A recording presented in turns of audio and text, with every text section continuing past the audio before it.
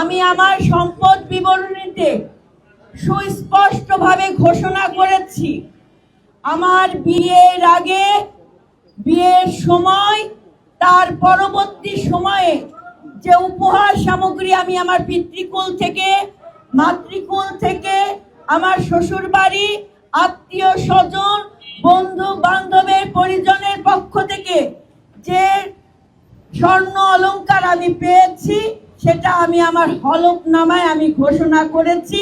এটা নতুন কোনো ঘোষণা না, এটা 2024-এ ইনকাম ট্যাক্স, জুনের যে ইনকাম ট্যাক্স আমি প্রদান করেছিলাম, সেই ইনকাম ট্যাক্সে আমার ঘোষণা করা আছে, যার বর্তমান বাজার মূল্য আনুমানিক আমি 1.5 লাখ টাকা ধরে এবং আরো অন্য ধাতু আনুমানিক 1.5 লাখ টাকা ধরে আমি তার বর্তমান বাজার মূল্য 10 কোটি টাকা আমি ঘোষণা করেছি। আমি সততার সাথে ঘোষণা করেছি, হ্যাঁ, এটাই আমার সততার পুরস্কার। আমার একটি ফ্ল্যাট আছে, সেটি আমি ঘোষণা করেছি।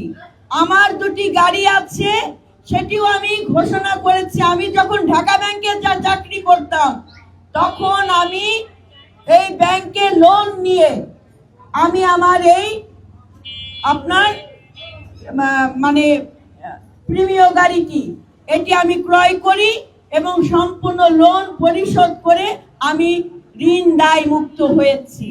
আমি পরবর্তীতে আরেকটি গাড়ি ক্রয় করি, সেই গাড়িটি আমার পার্সোনাল লোন আছে 20 লাখ টাকা এবং আমার কার লোন আছে 50 লাখ টাকা সিটি ব্যাংকে, আমি সেটাও ঘোষণা করে দিয়েছি। আমি আপনাদের উদ্দেশ্যে বলতে চাই, আমরা সততার সাথে রাজনীতি করি, আমরা নিষ্ঠার সাথে রাজনীতি করি। আমি ওই পরিবারের সন্তান, যে পরিবারের আমার বাবা যখন এরশাদের পিরিয়ডে মন্ত্রী ছিলেন, তখন অনেক মন্ত্রী দুর্নীতির দায়ে আপনার কারাগারে জেলে নিবদ্ধ হয়েছিল, কিন্তু আমার বাবার নামে এক আনার দুর্নীতির দাও খুঁজে পাননি পরবর্তী সরকার। তার সততার পুরস্কার হিসেবে দেশনেত্রী বেগম খালেদা জিয়া নিতাই রায়চৌধুরীকে বাংলাদেশ জাতীয়তাবাদী দলে যোগদান করেন এবং তাকে 2001 সালে মনোনয়ন দেন। পরবর্তীতে তিনি 8 সালে নির্বাচন করেছিলেন, 2018 সালে নির্বাচন করেছেন। সর্বশেষ দেশনায়ক জনাব তারেক রহমান তার সততার পুরস্কার হিসেবে তাকে 2026-এ জাতীয় নির্বাচনে অংশগ্রহণ করেন নাই মাত্র, তাকে বিজয়ের মাধ্যমে তাকে সংস্কৃতি মন্ত্রণালয়ের দায়িত্ব অর্পণ করেন। আমার শ্বশুর বাড়ির কথা যদি বলি, বাবু গয়েশ্বরচন্দ্র রায় দীর্ঘদিনের পরীক্ষিত একজন রাজনৈতিক কর্মী, নেতা এবং জাতীয় স্থায়ী কমিটির সম্মানিত সদস্য। তার জীবন যাত্রার মান সবকিছু সম্পর্কে আপনারা অবগত।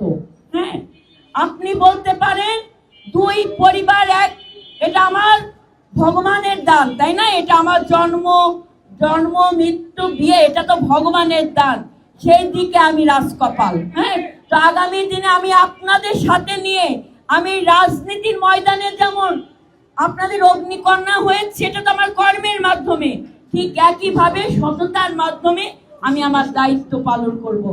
অনেকে সাহস করে বলতে পারে না, ঘোষণা দিতে পারে না, আমি সাহস করে ঘোষণা দিয়েছি আরো 2-3 বছর আগে। এটাই হলো আমার সততা।